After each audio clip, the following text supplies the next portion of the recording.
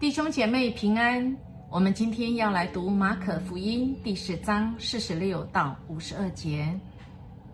眼盲心明，在51跟52节这样说：耶稣问他，你要我为你做什么？盲人回答，老师，我要能看见。耶稣说，去吧，你的信心治好你了。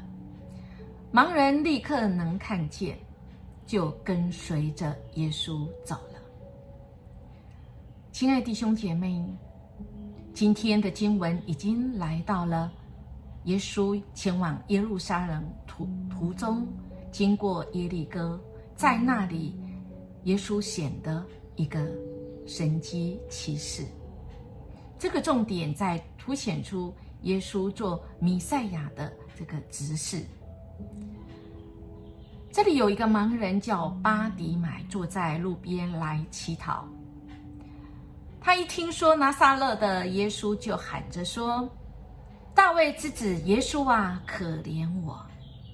大卫之子耶稣啊，而不是来喊这一位拿撒勒的耶稣。其实他就是在宣告耶稣是弥赛亚，因为是大卫子孙啊。我们看到耶稣在下一章就要进入耶路撒冷，而真的是要来应验耶稣是弥赛亚。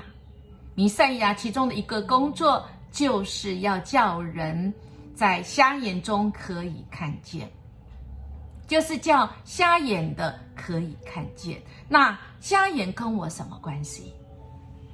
因为我们的心可能都是瞎眼。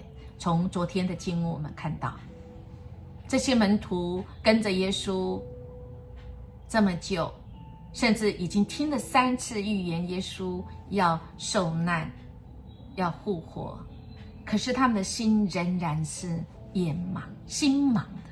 眼不盲，但是心却盲。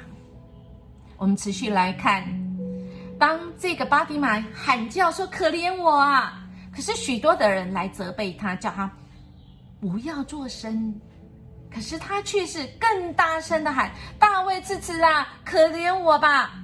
耶稣就站住了，说叫他过来。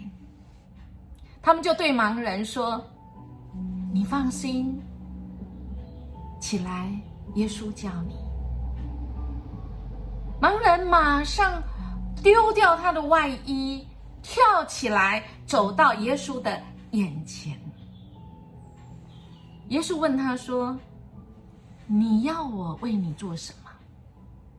盲人马上回答，耶稣，我要能看见。耶稣说，去吧，你的信心治好你了。盲人立刻就看见，就跟随耶稣走了。亲爱的弟兄姐妹，我们有没有想过，我们现在的困境是不是看不见眼前？我们也很像这个巴底买一样，我们被困住了。我们可能只是拿着手上那个外衣，好像我也舍不得丢，因为我丢了，我可能也晚上没有办法御寒，可是我的生活却没办法改变。而耶稣这个时候也问你，你要我为你做什么？你想好了吗？1、2、3，你能回答吗？这个巴底买他们很清楚他要什么，那我们要什么？这恐怕跟我们的心眼有关。我们心盲还是眼盲？眼盲可以医治，但心盲真的需要耶稣。亲爱的弟兄姐妹，好不好？我们到神的面前来说，主啊，我需要最根本的，主啊，我要看见。主听见你我的呼求，他要来帮助我们从困境中被解救，使我们可以看得见。那看不见的，就是神要我们看见的。我们一起来祷告。怜悯人的主，求你赦免我被属世欲望弄瞎心眼的罪，求主你光照，使我重见光明，并积极去分享你的平安与拯救。奉主耶稣基督的名求，阿们。